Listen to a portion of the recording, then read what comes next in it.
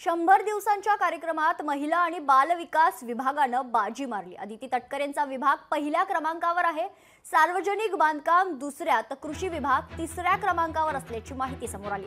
ग्राम विकासचा चौथा तर परिवहन व बंदर विभागाचा 5वा क्रमांक लागलाय। मुख्यमंत्र्यांच्या 100 दिवसांच्या कार्यक्रमात 48 विभागातील 3 विभाग नापास झालेले आहेत। दरम्यान महायुतीच्या 100 दिवसांच्या कार्यकाळातील कामकाजात अव्वल 5 खाती कोणती आहेत यावर नजर टाकूयात ग्राफिक्सच्या माध्यमातून।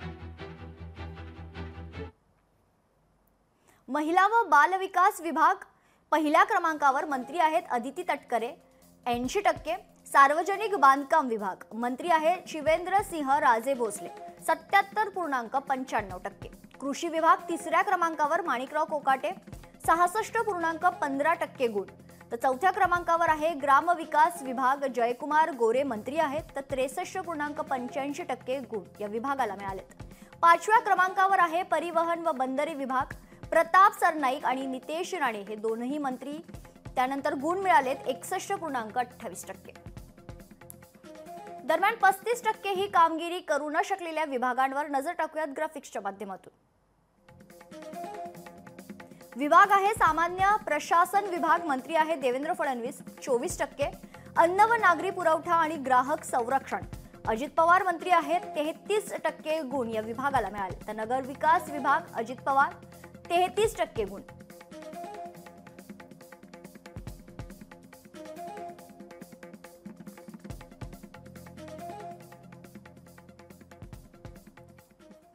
यासोबतच 100 दिवसात 100% कारवाई करणाऱ्या विभागांवर देखील नजर टाकूयात ग्राफिक्सच्या माध्यमातून।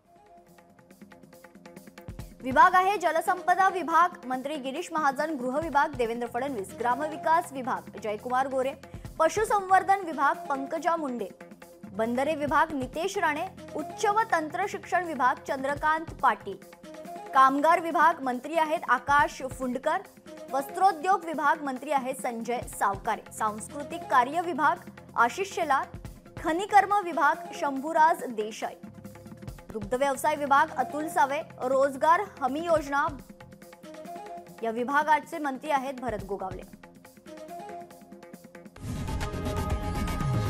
लोकशाही मराठी ऐका, पहा, जागरूक रहा।